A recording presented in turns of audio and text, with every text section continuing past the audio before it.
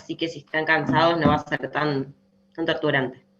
La clase de hoy es de control de calidad, basado en control estadístico.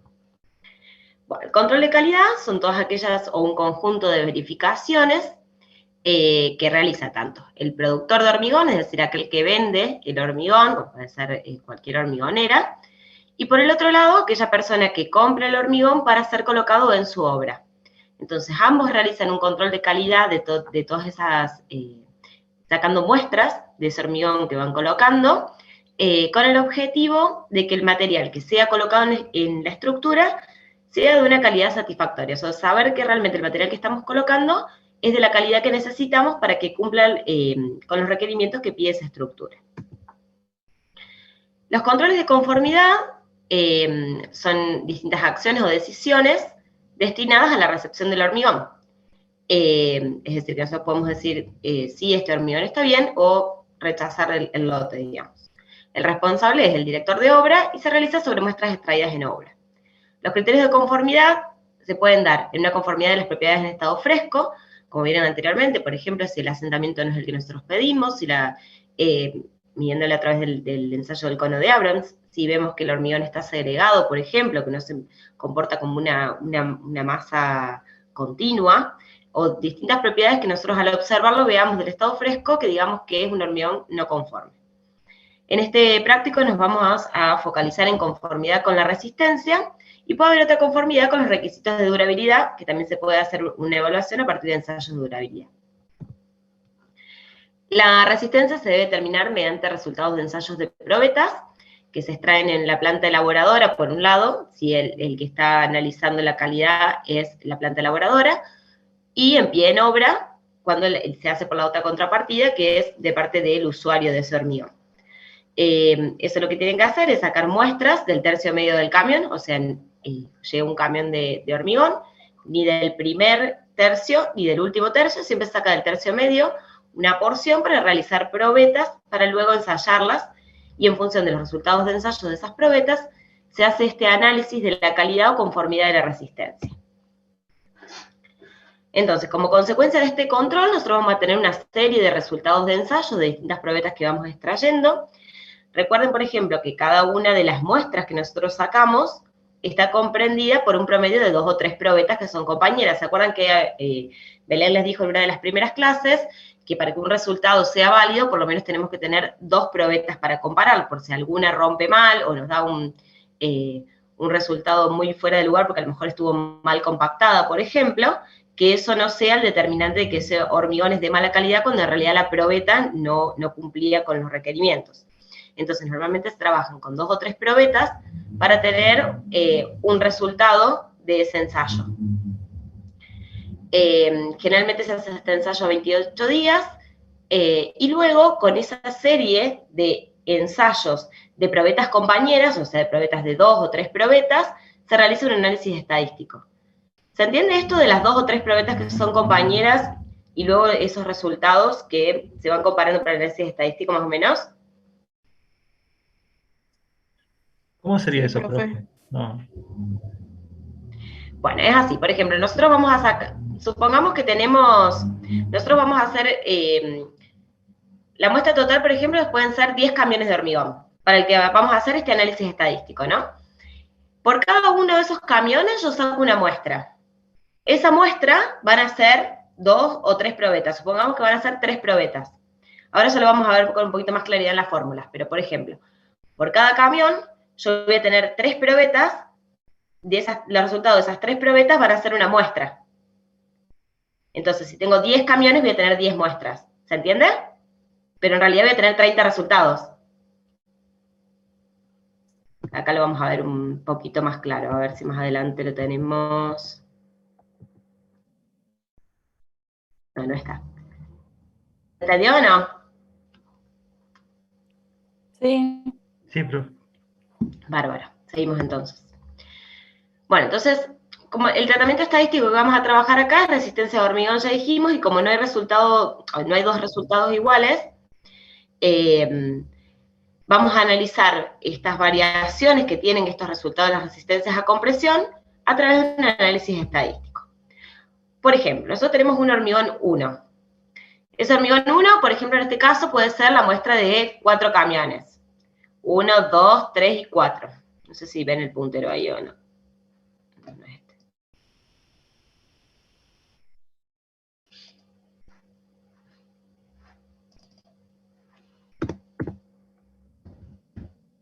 está. Había uno que era un punterito. Ese, profe, ahí está. Acá está. Bueno, por ejemplo, 1, 2, 3, 4. Cada una de estas está compuesto por 2 probetas, supongamos. O sea, 2 probetas buenas dieron 23. 2 probetas, 3 probetas, por ejemplo, descartamos una y 2 nos dan 24, por ejemplo. O acá puede ser el promedio de 3 probetas porque todas rompieron bien, que llegó a 26. Ese es cada uno de los resultados de cada una de las muestras. Y esto tiene una resistencia media de 25 megapascales, es decir, el promedio de estos 4 valores o de estas 4 muestras que fuimos tomando es 25 megapascales. Ahora, nosotros podemos tener un hormigón 2, en el cual vemos que la resistencia media es 25 megapascales también, pero vemos que los resultados de las distintas muestras son muy disímiles. O sea, el primero es 15 megapascales y el último es 35 megapascales. Distinto de este, de que tenía todos resultados bastante homogéneos. Entonces, en la resistencia a la unión no hay 2 resultados iguales, y hay veces que hay que evaluar si estas variaciones, por ejemplo, van a hacer que mi hormigón sea, si, por ejemplo, todas las muestras están dentro de lo que yo necesito como requerimiento para mi obra, por más de que la resistencia media sea la correcta. Entonces, este análisis estadístico de los ensayos sobre una estructura permite evaluar estas variaciones y, por lo tanto, cómo va a ser el comportamiento a futuro. Entonces, el primer parámetro que nosotros obtenemos en esta resistencia a la compresión es una medida de la tendencia central, es decir, el promedio de todos los resultados, que si bien no es representativo, que es lo que hicimos acá, ¿ven? Que si bien no es 100% representativo, o no resulta suficiente, es un valor importante. Entonces, además de ese valor, necesitamos saber qué tan homogénea es la muestra, o sea, qué tantos resultados cercanos a esa media tenemos, o si están muy por encima o muy por debajo. Entonces, mientras más resultados tengamos cerca de esa media, vamos a tener un resultado de un hormigón más homogéneo, y a su vez se dice como que con una mejor calidad. Y luego vamos a calcular, a partir de estos valores de resistencia, y estos valores de resistencia media, un valor de resistencia característico. Es decir, aquel valor estadístico de la resistencia que corresponde a la probabilidad de que el 90% de todos los resultados de ensayo superen ese valor. Ese es el valor que se usa para los proyectos de cálculo, o en este caso, en viceversa, digamos, nosotros en obra tenemos que asegurar que el 90% del hormigón que colocamos o de las resistencias a compresión que nosotros tengamos de las probetas que trajimos de la estructura que estábamos construyendo, que el 90% de los valores estén por encima de esa resistencia característica, que ahora les voy a contar cómo se calcula. Entonces podemos asemejar que esta variación, digamos, estadística de las resistencias de la compresión del hormigón se asemeja a una curva de Gauss. Entonces nosotros tenemos una resistencia media, que va a ser el promedio de los que nos va a dar todas las resistencias que fuimos sacando de las muestras, y una resistencia característica. Esta resistencia característica, como dijimos, tiene que ser tal que el 90% de los valores estén por encima de ese valor de resistencia característica.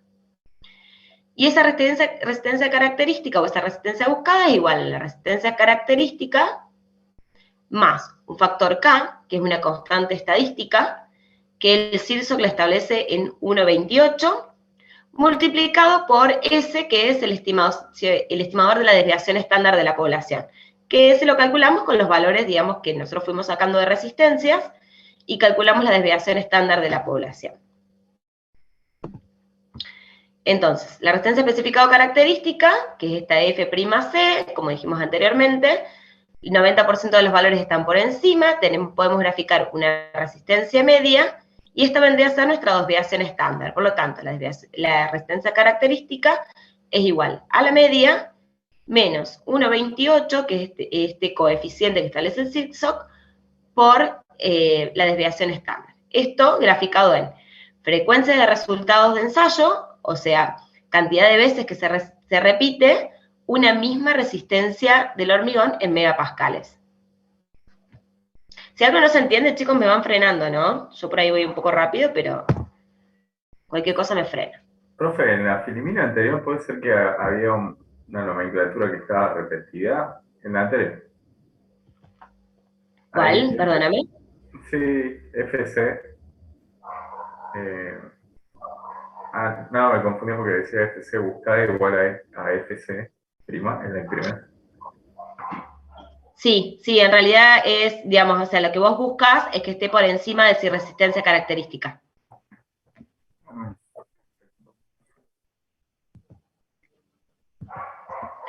Bueno, entonces vamos a analizar cada uno de los pasos para llegar a esta resistencia característica. Entonces, el primer concepto es el resultado de un ensayo. Esto es lo que yo les explicaba de las dos probetas moldeadas. Acá les va a quedar un poquito más claro. El resultado de un ensayo, que lo vamos a llamar F'Ci, es el valor que se obtiene como promedio de la resistencia de como mínimo dos probetas moldeadas.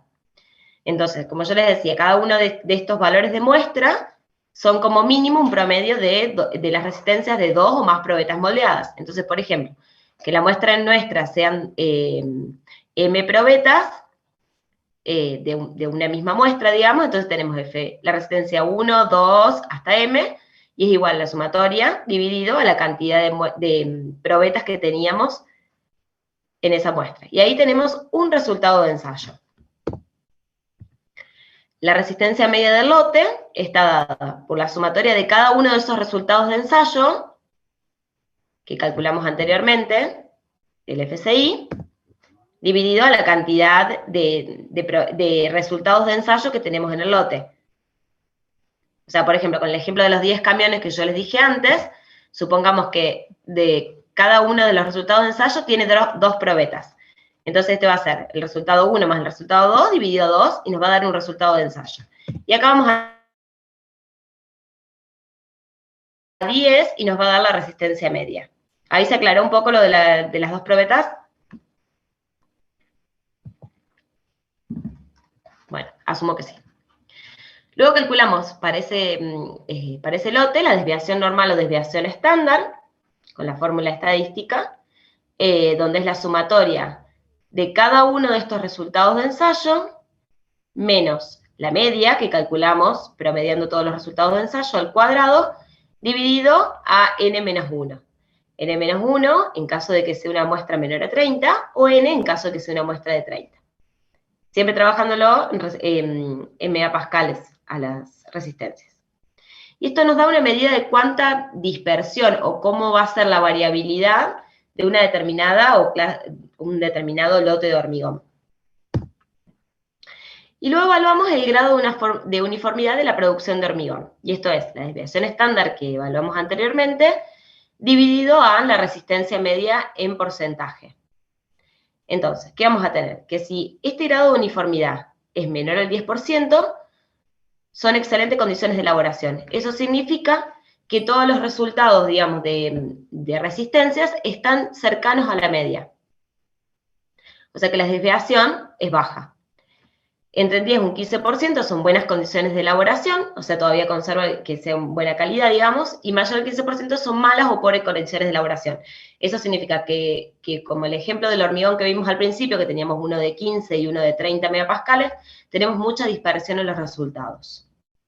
Y eso va a hacer que las campanas tengan una campana más alta, con un pico más alto, digamos, cuando tengamos todos los valores más cercanos a la resistencia media, o una campana más achatada y más alargada cuando tengamos valores más alejados de las resistencias medias. Luego podemos hacer también, otra forma es representar gráficamente los resultados. Tenemos las resistencias agrupadas en intervalos. Estas son resistencias, cada una de estas barras, digamos, y esta es frecuencia. Y la frecuencia en que aparecen dichos intervalos. Al unir los puntos medios de cada intervalo nos da el polígono de la frecuencia, y a mayor cantidad de ensayos esto se asemeja a una curva de distribución de frecuencias. Y esto ha dado como respuesta, tras diversos ensayos de distintos pastones del mismo tipo de hormigón, que se adapta bien a la curva de Gauss. Por eso se usa o se utiliza la fórmula de la curva de Gauss para evaluar este tipo de lotes, digamos. Bueno, acá vemos, por ejemplo, un ejemplo de curva de distribución de campana de Gauss. También tenemos en el eje de las X las resistencias en megapascales y las frecuencias en vertical. Frecuencias de aparición de cada una de esas resistencias para un hormigón.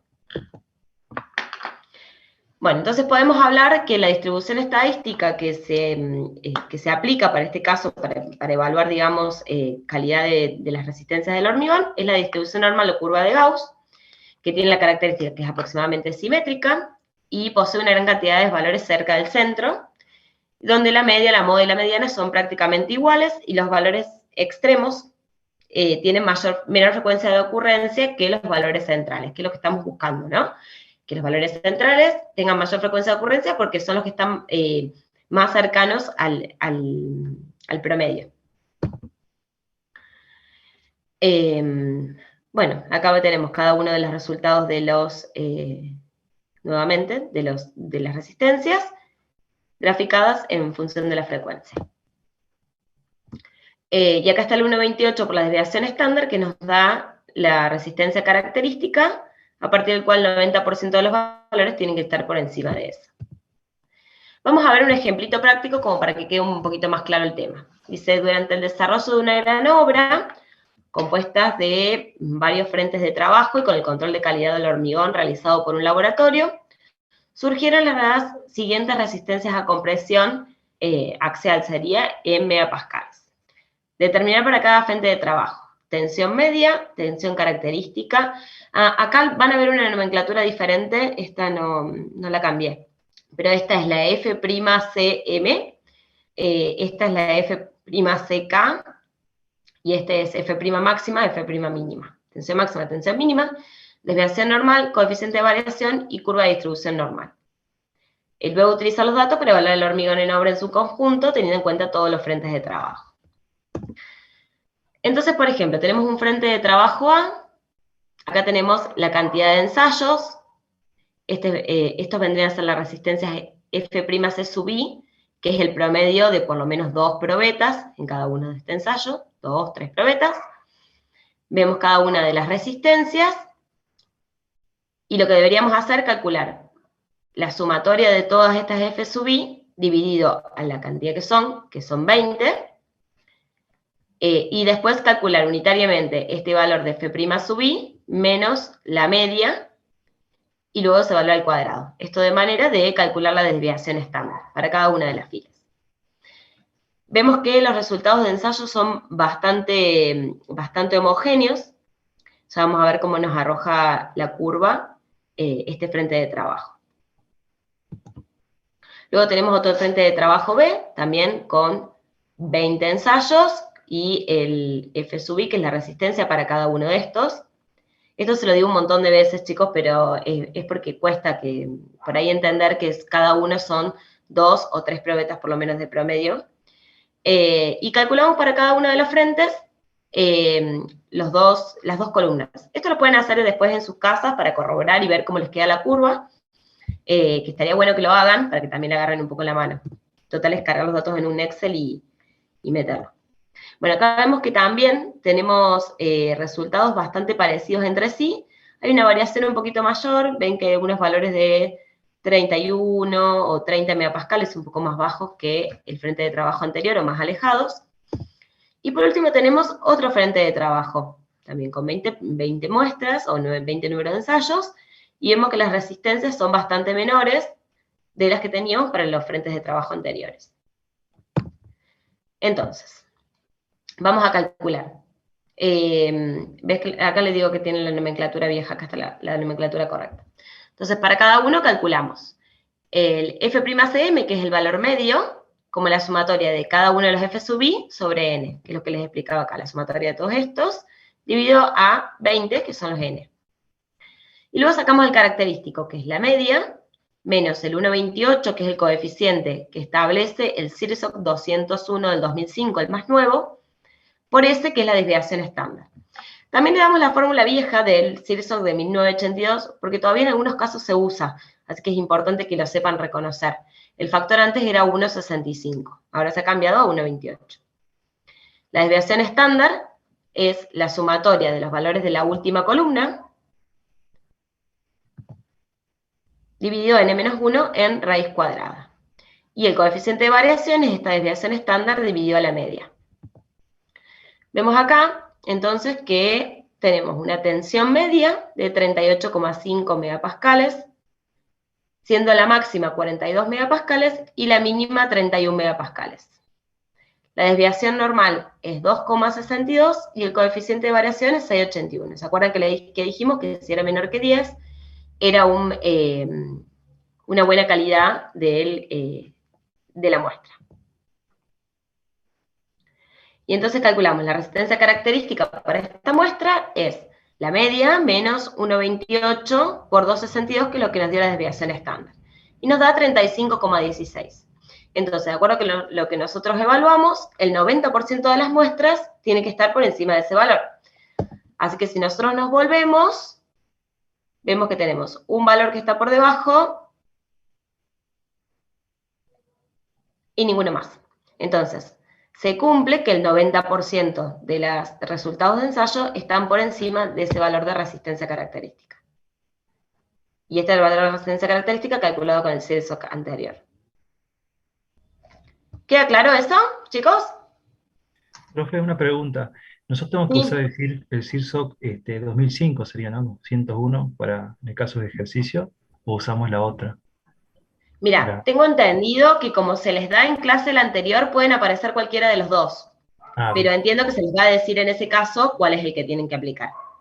Bien, gracias, profe. ¿Alguna duda, chicos, de esto, digamos, de lo que estuvimos viendo, de cómo se calcula? O sea que la CIRSOC 2005 sería más estricta que la anterior. Sí, exactamente. Abarca menos cantidad de resultados, digamos.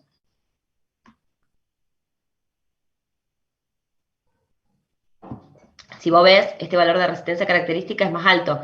Por ejemplo, este valor de resistencia característica, ya en vez de tener uno solo que está por debajo, vamos a tener, me parece que...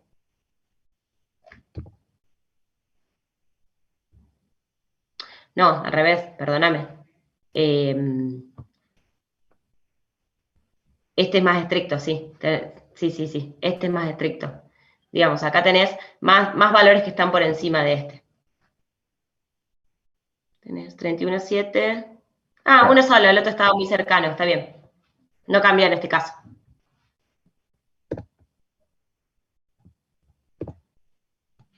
Bueno, y acá vemos, por ejemplo, el histograma de frecuencias y la curva de distribución normal que nos daría para este caso. Vemos que es una campana de Gauss, la campana está bastante empinada, bastante cercana al valor de resistencia media.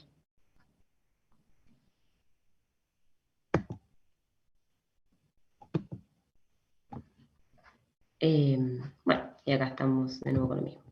Si analizamos el frente de trabajo B, nosotros vamos a tener una tensión media de 38 megapascales, con una tensión máxima de 42 y una mínima de 31. Una desviación normal de 2,89 y un coeficiente de variación un poquitito más alto, 7,62. Y la tensión característica nos da 34,3, un poco más baja que la anterior. Vemos que la curva es un poquito más achatada. ¿Ven que esta es más empinada la curva? Esta es un poquito más achatada que la anterior. Eso pasa porque tenemos una desviación normal un poquitito más grande. Y por último, la última frente de trabajo, tenemos una tensión media que es mucho más baja, las otras andábamos en el orden de 38 y 38 también. Este frente de trabajo tiene una tensión media de 28 megapascales, con una máxima de 32 y una mínima de 21. Y una desviación normal baja de 2,39 y un coeficiente de variación de 8,28. Entonces vemos que la curva se asemeja al primer frente de trabajo, Una tensión característica en este caso de 25,8. 25,8 y vamos a revisar los valores de tensiones que teníamos para este frente de trabajo C y vemos que por debajo del 25,8 tenemos solamente un valor, 25,5. Y no sé si veo, y dos valores, 21,9. O sea que se cumple que el 90% está por encima de ese valor.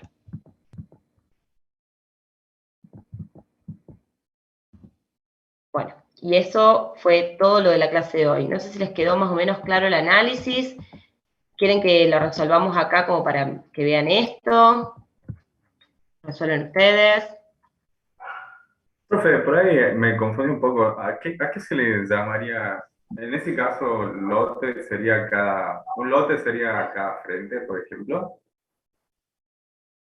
Cada frente de trabajo sería un lote o cada. No, el lote es completo, digamos. El lote es, por ejemplo, este frente de trabajo sería el lote completo. Después vos tenés muestras que vas tomando dentro de cada uno de esos, dentro de ese lote, tomás tantas muestras o tenés X números de ensayo. Y cada uno de estos ensayos está compuesto por 2 o más probetas. ¿Está claro ahí? Sí, sí, sí. ¿Alguna otra consulta que quieran hacer?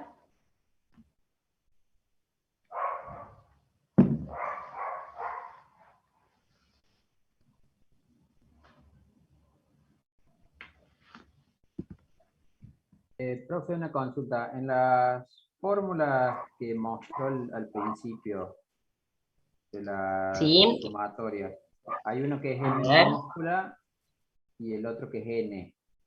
En el caso del digamos, ¿De cuál estamos hablando? el F'CI y ¿Este? el F'CM. ¿Están viendo que estoy compartiendo o no? No, profe. No, profe. Ah, No, dejé profe. de compartir.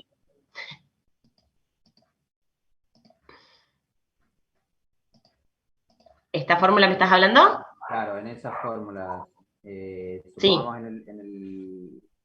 en lo que usted estaba mostrando recién, en los ensayos esos, ¿qué sería el M y qué sería el N? El F'C sub I son cada uno de los resultados del ensayo. El 1, el 2, el 3, el 4, o sea, la resistencia asociada. Mira, este F'C sub I vendría a ser esto. ¿Ves? Ah, bien. Sí. O sea, cada uno de estos resultados de ensayo. Este es el F'C sub I.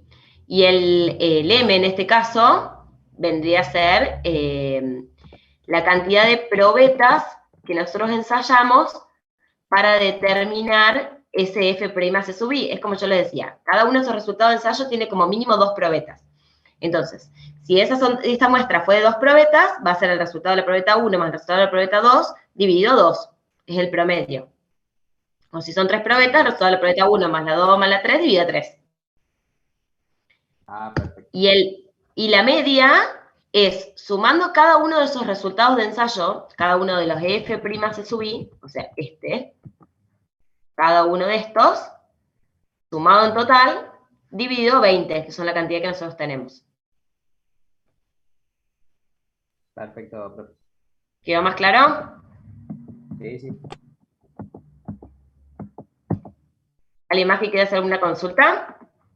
Profe, o sea que cada ensayo se lo resta con el promedio, sería, en el caso de lo que usted mostró ahí en el gráfico. Sí, en realidad esto Sí, es.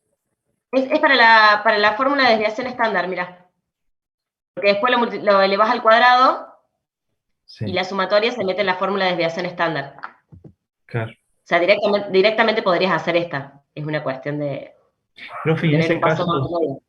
sería N-1, ¿no es cierto? Porque no pasa a los 29, creo. Claro. N-1 cuando es menor que 30. Ah, bien. Y si no, si es 30 o más, es N. Ah, bien. Gracias, profe.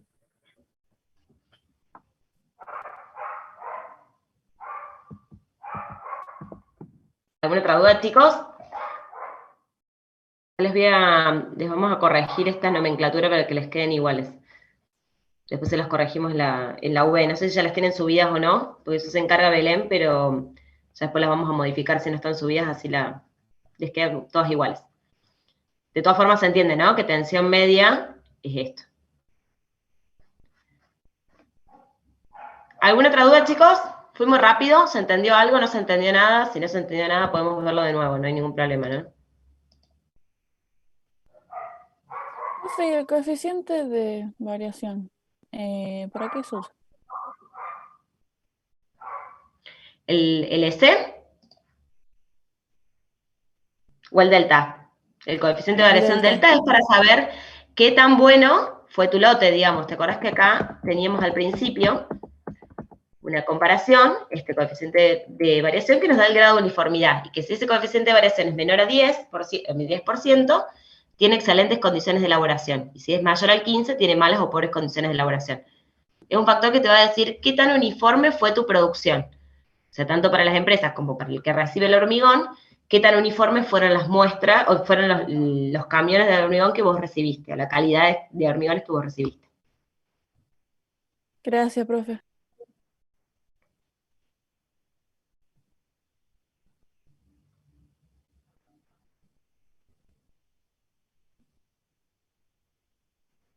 ¿Alguien más tiene alguna consulta?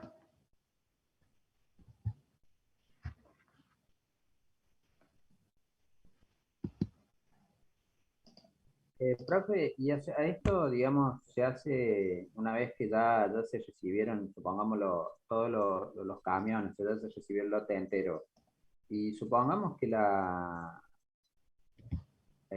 o sea, da mayor al 15% y, digamos, tenemos que es una elaboración mala. ¿En qué afecta, digamos, a la resistencia o a la durabilidad? Bueno, y ahí tendremos que evaluar con el estructuralista, a ver, digamos, o si hay que por ejemplo, viste que los frentes de trabajo, o sea, uno analizó por diferentes frentes de trabajo. Por ejemplo, no sé, fueron 10 columnas. Si esas 10 columnas, la resistencia que tienen, tenemos probabilidad de que muchos estén muy por debajo de la resistencia característica, bueno, se verá la forma de reforzarlas, o bueno, en el peor de los casos habrá que demoler y hacerla de nuevo. Eso, digamos, uno ya sabe que tiene un hormigón de mala calidad que no cumple en todos los casos. O se pueden extraer muestras, también extraer testigos y verificar dónde están las zonas más débiles, o dónde han quedado las zonas más débiles, o si tenemos identificados de qué camiones provienen, o más o menos dónde fueron colocados, ver de reforzar las zonas más débiles. Tenemos que buscar la forma, pero ya teniendo conocimiento de que el hormigón que tenemos no cumple con lo que nosotros teníamos estipulado.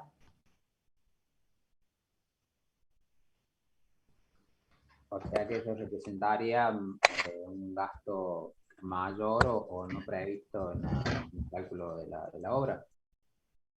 Sí, igualmente de alguna manera también la empresa que vende el hormigón se tendrá que hacer cargo del hormigón de la calidad que está vendiendo, digamos. Eso ya, bueno, el manejo de cada obra en particular.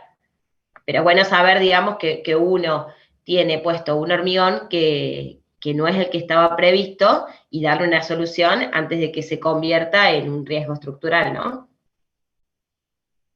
Claro, claro. Gracias, profe.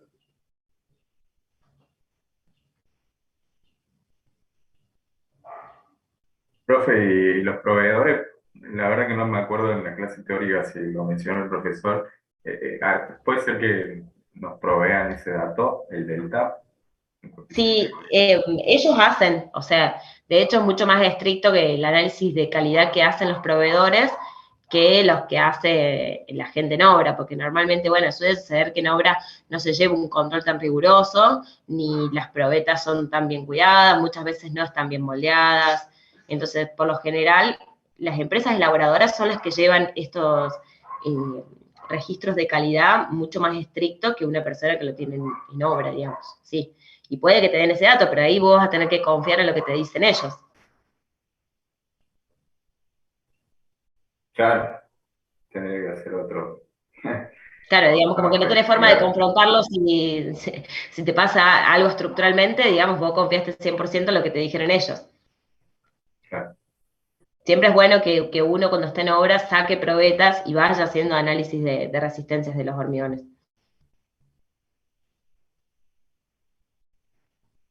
Más allá de que por pliego generalmente está especificado eso.